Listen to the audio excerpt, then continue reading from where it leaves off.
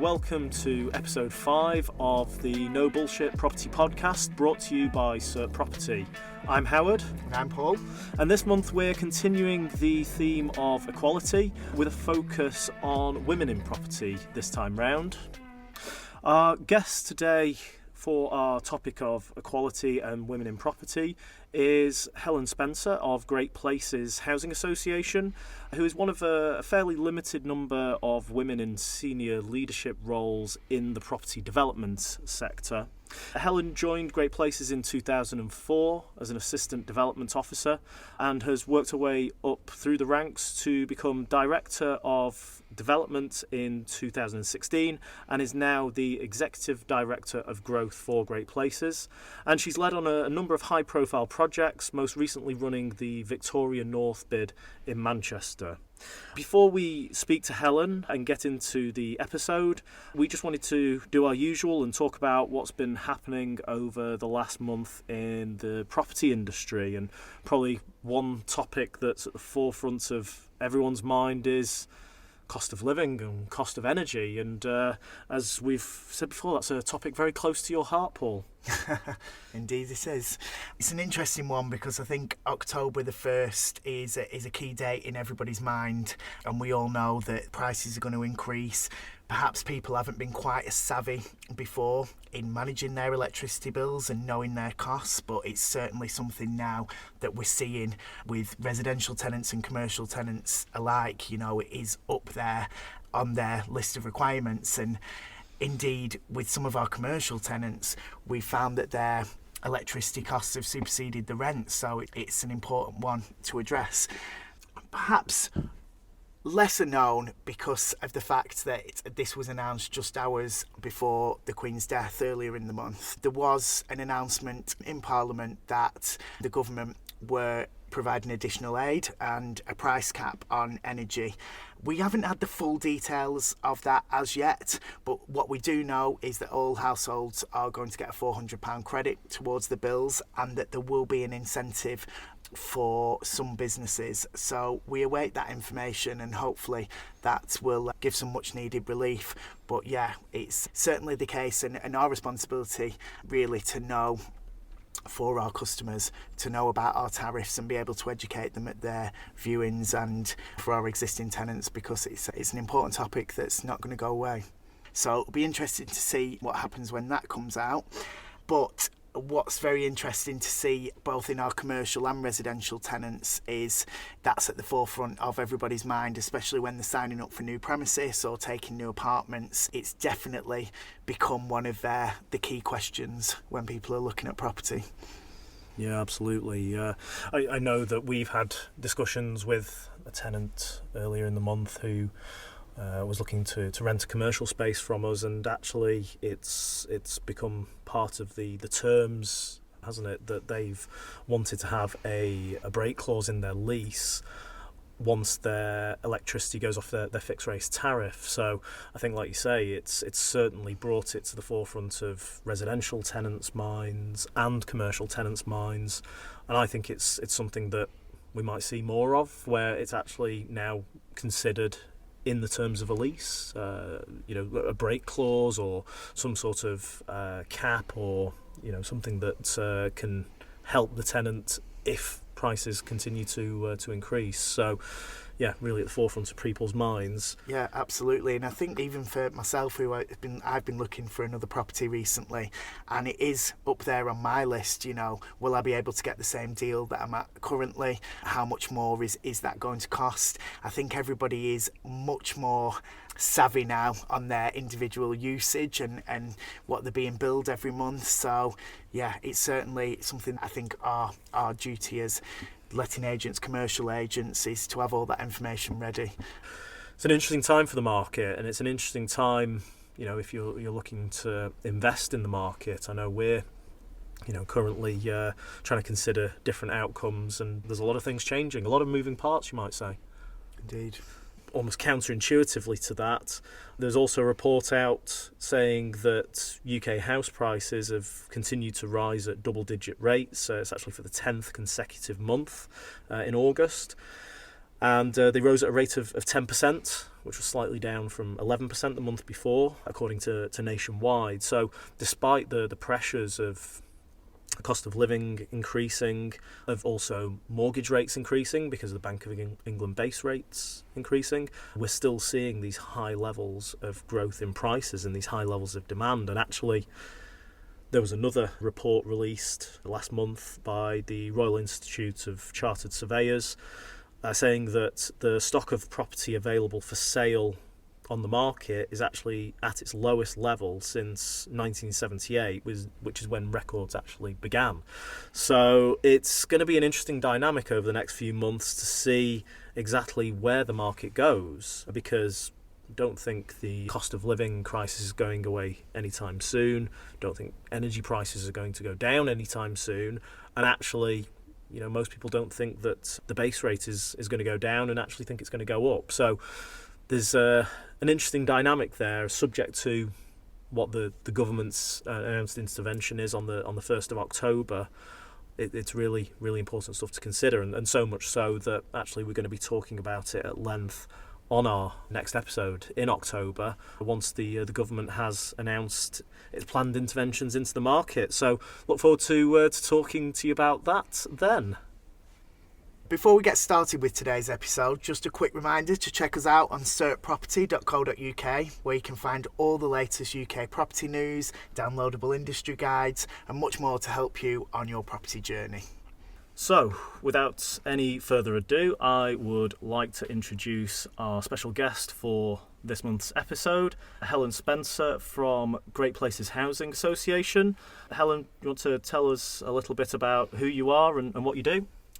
Yeah, thanks for welcoming me today. So I'm the Exec Director of Growth at Great Places. So I'm responsible for all affordable housing development that we do. I'm responsible for sales, construction, regeneration, everything that sits in that kind of growth space. So it's a broad spectrum and very interesting spectrum, as I'm sure you can imagine. So I'm looking forward to discussing that with you today.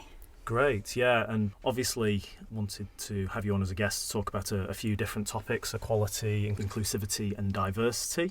And I wanted someone taking a female's perspective on these topics, but also able to give a slightly different perspective being a housing association. So, as you said, you're executive director at Great Places, which is a housing association. So for people who are listening that don't know what a housing association is, basically they're companies that are incorporated for community benefits. So I guess a bit of an explanation of what's Great Places' goal as an organisation, and more generally community benefits societies. What are their goals?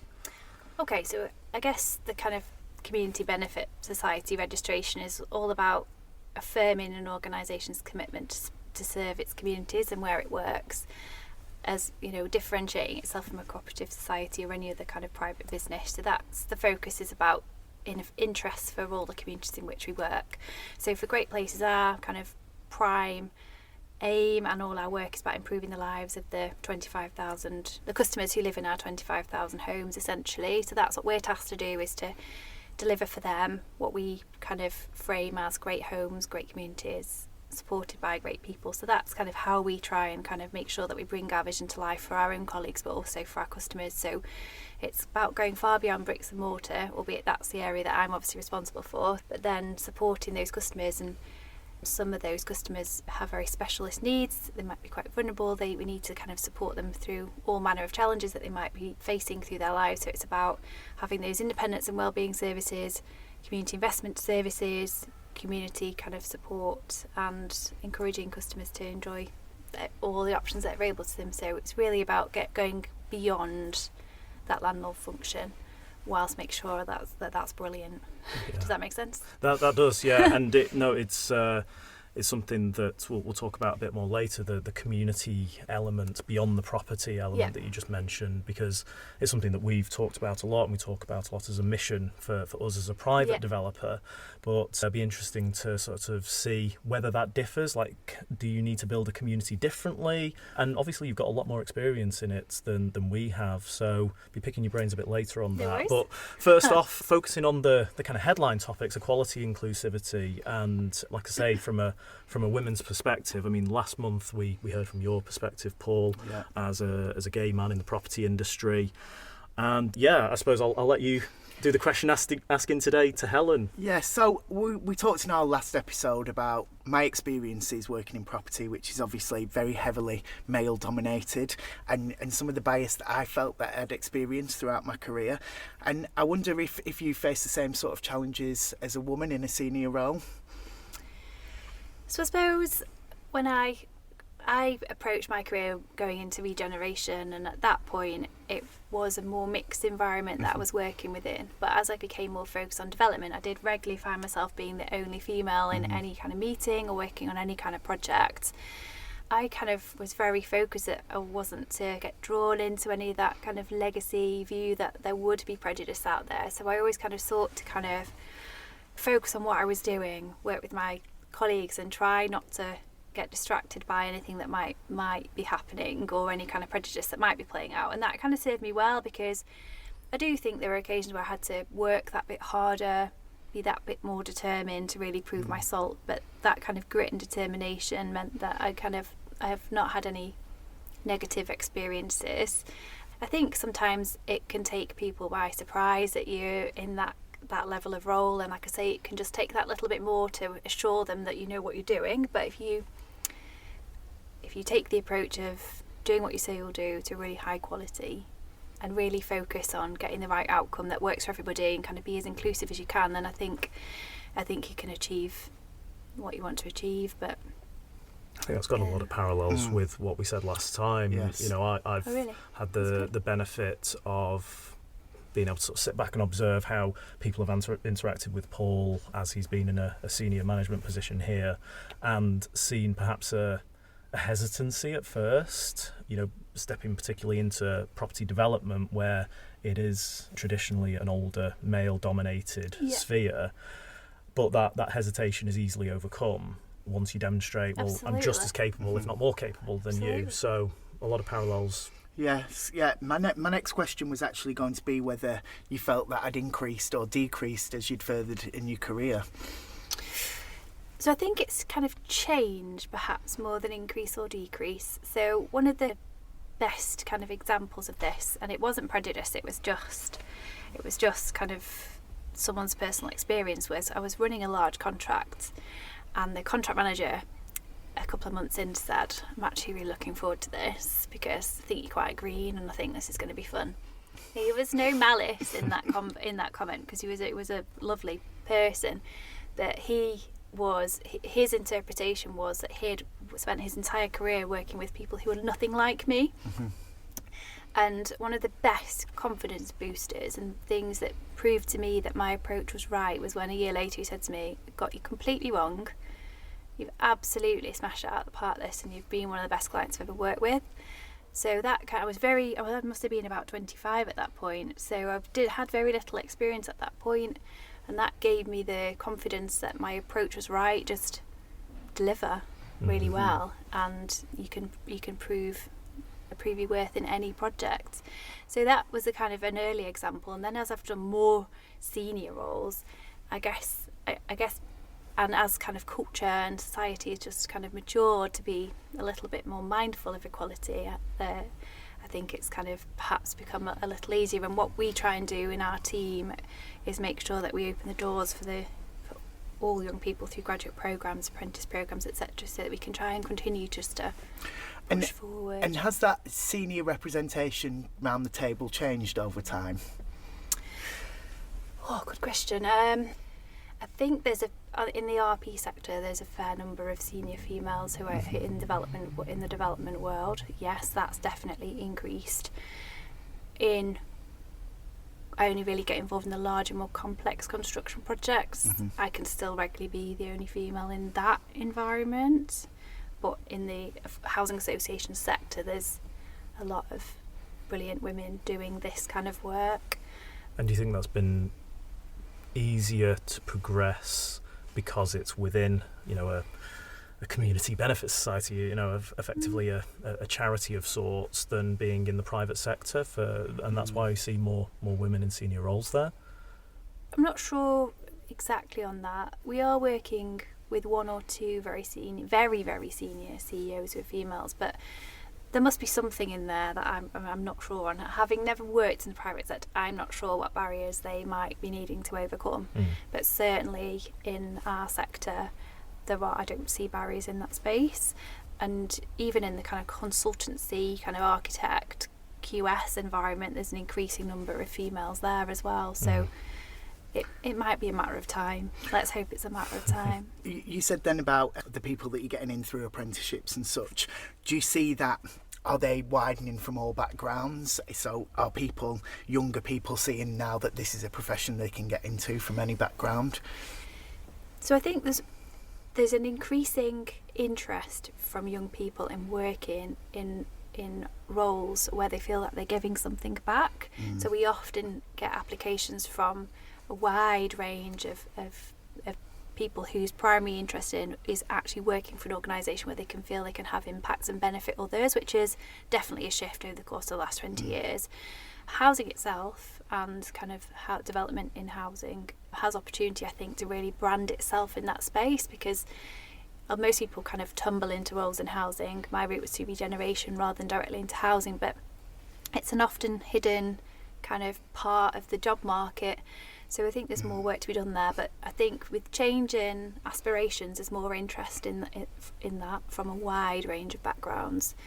And obviously having the apprentice programmes to complement the graduate programmes is really powerful, because you are accessing different cohorts with different ideas of what they want to achieve, and a lot of drive and determination, excitement to make a difference, which is really good.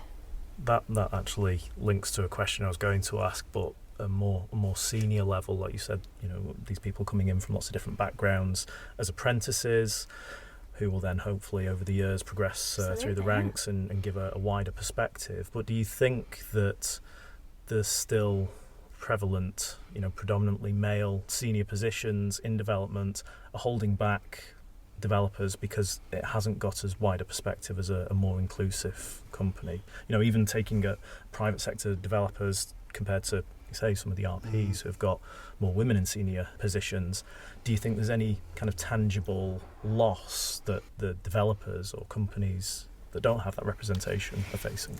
I guess I'll answer that in a slightly different way, in that I think there can be tangible gain from those leaders in actually engaging with us. So I quite often get contact from some of those kind of individuals seeking advice on how to tackle an issue, because they can only see it through their lens, and they might be hitting the buffers with, I don't know, a local authority or a partner or a different RP even, or they might be kind of knocking against a neighbouring private developer or something, and what they're just looking for a different perspective, because it is very challenging to deliver affordable housing, and you have to think about things in so many different ways, affordability being a big challenge for the ultimate customer. They know that we're very good at kind of trying to navigate and find a way and trying to satisfy all parties. So we do, I guess almost it's admission that perhaps it would be beneficial, but as it currently stands, they just kind of check in and ask for advice, which is better than not taking advice from my point of view. So we're always happy to have that discussion. Okay, so you mentioned about affordable housing there. So primary purpose of an RP, delivering affordable housing.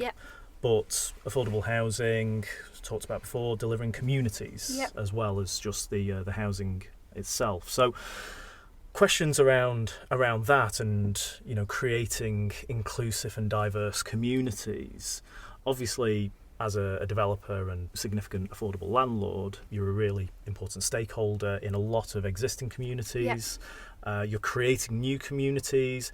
What do you do to ensure that the communities you're creating and managing are inclusive and equal?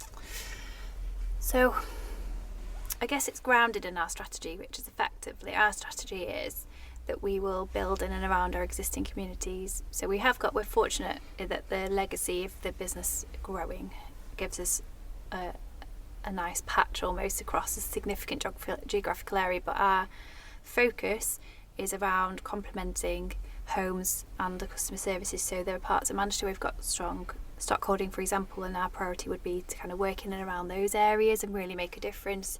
Good example, in Blackburn recently we had kind of stock in an area called Mill Hill. There was just an inordinate amount of brownfield land, so we went and bought 4 sites, talked to the community about what they needed. They told us about their aspirations, what their priorities were. We did a lot of work on need and what was required and what was holding that community back, and delivered that. So the area was historically terraced housing, so we built semi-detached homes. We built 3 beds that just didn't really, and 4 beds that weren't there. We built bungalows, we built cottage flats. So we basically used the opportunity to buy these challenging sites and kind of offer the community what I'd never had. There was a 5th site that was delivered out by a PRS operator, which meant that over the course of that kind of 2-3 year period, the offer of housing completely changed. There was a kind of street running through the middle which was largely derelict at the beginning of that time frame. It's now buzzing, literally. It's so fulfilling when you go there now because it's just so much activity. So with what we basically do is try and understand what the community priorities are, what the need is, and how our investment can complement that.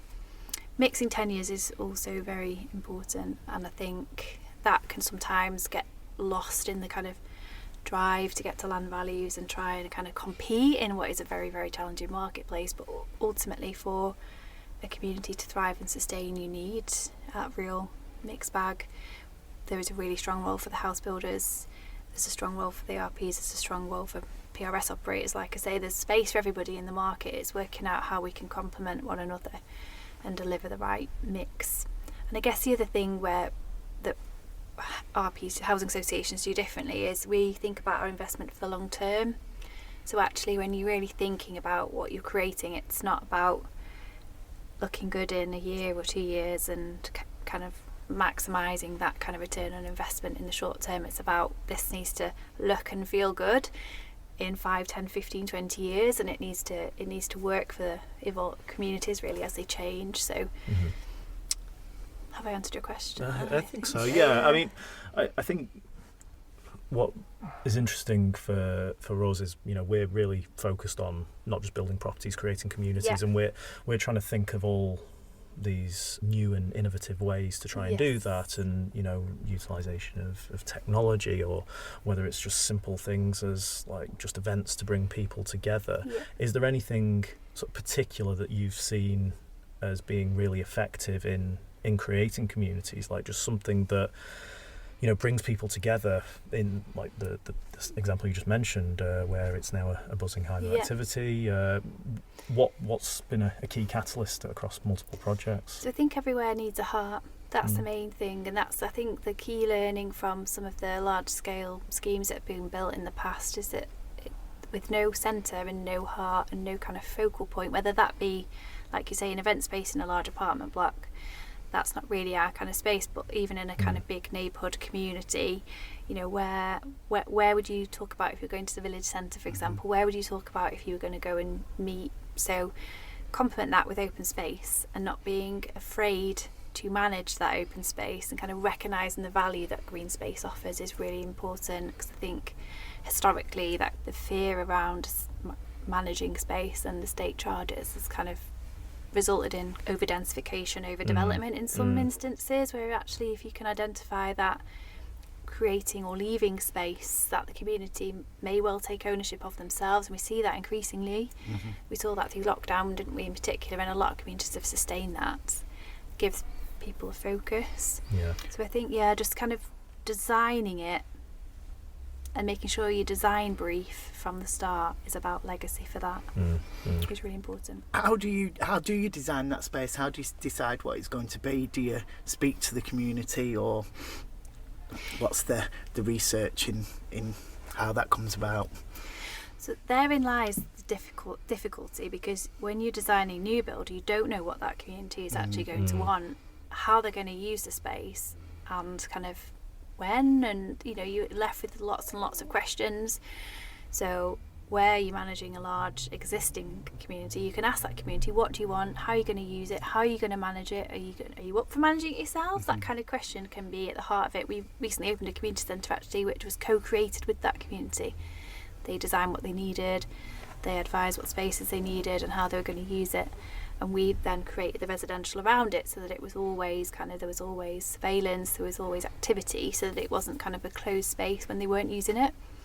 In new build, it's much more challenging, and that's about trying to kind of second guess the personas perhaps of who's going to be moving in, trying to think about the kind of that future profile of who's moving in, what they might use, but we know, don't we, that everyone wants different things than they did 5 years ago. Yeah, I was just going to say, it's interesting because we've seen such a drastic shift in what people want in new builds since the pandemic. It's just completely changed what people want in their apartment blocks, and it's one of the challenges that we face. Yeah, exactly. And I think it'll continue to change. That's the reality, because the pandemic legacy is still there, isn't it? So, and I do think that's one of the things that we're going to just need to share learning, and that's another, for me, key thing, like just try things and create, I guess, flexible spaces that can be adapted. So if there might be kind of co-working space sat there. If it doesn't work, would it work as a community room? If it doesn't work, is it actually the size of an apartment type of kind of scenario? Have you ever done any schemes and then looked back and wish you'd done something differently? Ooh, good one. Yeah. Well, yeah, and I think anyone who would say no would be fibbing, to be fair. I think there's a legacy of schemes work with render, where everyone was delivering render, and you can now date those sites and go, oh God, that looked brilliant. Look at it now. I think the main lesson is just thinking about how space is going to be used, back to your previous question, because you can have the best design intent and think that something's going to be used in a certain way and it doesn't, and that can be gutting, can't it, really? And the other main thing that I've learned is you've got a plan for the management of space, rather than sat in a development team thinking that'd be great as open space. Well, someone's got to kind of keep that looking good. Yeah, we've certainly got that experience. Yeah. And I guess it's just always trying to do different things, work in different markets, learn lessons, apply lessons, and that's where having a big program means you can kind of cross-cut and say, oh, that was a really good example there, and wherever it might be, let's try that in that market. So kind of joining the dots. I think it's a real quirk of property. It's something that makes it really interesting but really difficult. You said it before, like you're designing something now that is so far away from actually being used. You've got to second guess things, and the world is changing so quickly at the moment, and even before that it was difficult to guess how trends changed and tastes changed, and demand for spaces and use of spaces have changed. It's a really interesting challenge, and I think you said before, you can quite readily ask people who live in existing communities, but even still, it's 2, 3, 4, whatever years away from being built, and you never really know until you've delivered it, and it is a bit of a case of trial and error, and you never know what you've never had either. That's the other tricky thing. But for me, that's a key fundamental in having that representation around the table and everybody having a voice. I think I took the words out of my mouth there. That's what I was going to lead on to say. We've used the mantra of team of teams. So actually, to deliver a development project, you have to have kind of this. And I've always said to my team, it's really what development does is mean you can be part of loads of different teams at the same time, and they kind of cross over, and you kind of have to work out your own style to manage that. But ultimately, the idea is that you're kind of working to your point about not being years away. You're working with all these different clients, so I need to satisfy everyone within my own organisation, then we need to satisfy local authority, we need to satisfy planning, then we need to try and navigate the construction market and the land market. So it's all kind of, so that's, we talk about it as a team of teams. To get there, you have to take that approach. And even then, like we said, it doesn't always end up how you want it to. No. But you can do your best. So what's the other challenges or blockers that you commonly face when trying to create an inclusive community? Well, cost. And actually trying to articulate sometimes what we're trying to achieve and kind of differentiate what we're offering to the market and what we're thinking about delivering. Trying to I mean, we're fortunate that we're able to offer comfort, that we're well financed and that we can bring that to the table, but nevertheless trying to deliver affordable housing has different challenges financial viability wise than delivering any kind of market facing products, so it can be quite challenging to kind of persuade some parts of the land market that we're serious, that we're committed, that we're going to deliver to the timeframes they want us to deliver. And again, it comes back to doing what you say you're going to do and building that reputation. But ultimately, cost and viability is the biggest challenge to truly create really inclusive communities. It doesn't necessarily mean that the design needs to cost any more. It's just that kind of real the process, the challenge of paying land in the current land, you know yourselves, the price of land can be a real challenge, and then paired with the price of construction whilst also maintaining a commitment. And our exec team and board are very focused on making sure that that's not to the detriment of affordability, so we cannot lose a lens on making sure it's affordable for the people that it's designed for, back to purpose I guess, but so keeping your eye on that affordability piece whilst also keeping your cost under control is sometimes we talk about platting fog. Or that other kind of example. Any secret recipes to overcome it? Well, you've got to have determination, that's for sure. You've got to be focused, and time ultimately is money, so you've got to keep yourself strictly to that kind of programme that you're driving towards. You've got to manage your stakeholders as best you can. I'm not giving you any secrets here, but I mean, it's all back to basics, but it all ultimately comes back to that saying of do what you say you're going to do when you say you're going to do it, and it builds confidence. I really liked what you said before about grit and determination. It reminds me of somebody, a female who I worked with, who was my boss a few years ago, and that was one of her key things. It was just that grit and determination to get things over the line, and I think that's something we're very passionate about here. Yeah, I mean, you've got to be, as Helen says, if you're going to deliver property development, you've got to have that determination and single-mindedness. One of the things I struggle with a little bit is a natural kind of response to look at the problem, whereas I'm always like, let's focus on a solution. We can overcome anything. Solution. And I think I drive my team a bit batty with that, really. But if you don't approach things like that, however hard they are, then you'll just be stuck in the problem. Yeah. Whereas if you can pull yourself back out of the problem and onto the solution, you can move at a much faster pace. Yeah.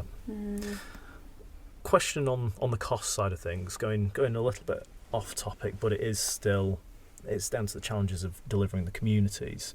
We've got cost pressure, as we talked about, but we've also got I was going to say pressure to do the right thing, but we've got the goals the government has set out and the goals that we should be striving to achieve as responsible developers in terms of carbon targets.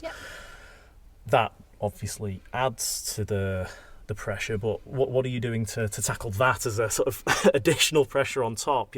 What are your targets? What are your goals with the carbon neutrality and delivering environmental impact? These things have all come at the same time, haven't they? Yes. So it's not for the faint-hearted, is it?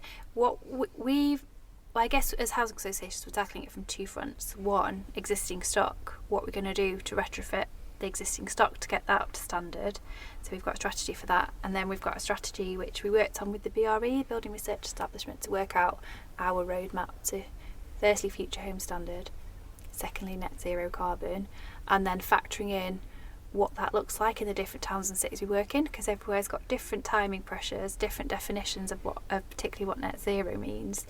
So we've got a forward plan of how our specification is going to adapt with time, and then we're avoiding any kind of pilot project and kind of that falling into that space, but we have got our first schemes on site that are applying that specification, so that before we get too far in, we will be getting live data on what impact that's having on those properties.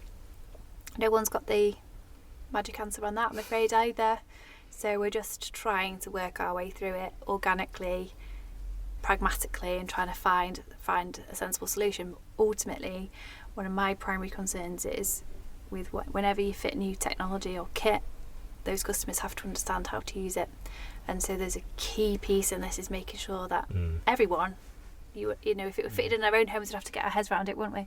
But how are we going to get and make sure everyone understands it and understands how to get the best out of it? Because in theory, it's a great time with energy prices rising like they are to be actually rolling out and kind of working with customers to make that change. But there's still fear out there. There's still fear of change, I guess it is really, but I can imagine it being quite daunting. I mean, I don't know if you've been through the same process. We've looked at some really weird and wonderful solutions, from walls made of orange peel to recycled plastic houses. Yeah. And you're right there, what you said, like there's a bit of fear inherent or trepidation, like houses have been built the same way for so long. And not just from a regulation point of view of the challenges, but just the person living in that house. Yeah. Like getting over the hurdle of living in a house made out of recycled plastic is a challenge to get customers to a point where they'll go, do you know what, I'm happy to live in a recycled plastic house. We had quite a bit of trepidation from customers who were moving into homes that were volumetric, where they'd actually seen this scheme be delivered coming off the back of a lorry via crane. A lot of trepidation, but we were actually doing a lot of work in that space, and we're going to get some case studies from those customers, because having been really kind of like, oh, I'm really grateful to have been offered this property, but really it's come off the back of a lorry. We've had far fewer defects, far higher satisfaction, because the quality of those homes is so brilliant. So actually we're trying to kind of get ahead of the next schemes that come through. That means is actually get those stories, real life stories. It's all right me saying it, you saying it, but actually Mrs. Smith, who lives in that house, saying it was brilliant, honestly I've had no problems with it, is far more powerful. So everyone just needs to kind of get their customer stories out to shout about it, and then hopefully we can kind of change some kind of preconceptions. Absolutely, yeah. We've got to. We have. Yeah, simple as that. We have. And with cost rising, perhaps we can find a new even that has more balance in that space. Let's hope so. Yeah. Let's hope so. Or we just find some magic material that costs please do. way less than any Please other, do. and then costs can come back down. That'll be even nicer. Yeah. Mix the market. Okay, well, it's been an absolute pleasure having you today. I could go on and on, because there's a lot of shared goals, a lot of shared challenges in achieving those goals. But thank you for all the insight you've given today. It's been really nice to share experiences, actually. Yeah, it has. So thanks for inviting me. Thank you very much. Absolute pleasure. Thank you. Thanks for tuning in today to the No Bullshit Property Podcast. If you like this episode, and we're now episode 5, please give us a rating and subscribe to us. Every little bit helps, and we'd appreciate your feedback. Or drop us a DM on Instagram. We're at CERT_property, and let us know what you think, or any questions you have, or any ideas for future episodes. And don't forget to check out certproperty.co.uk, where there's a multitude of information about your property journey.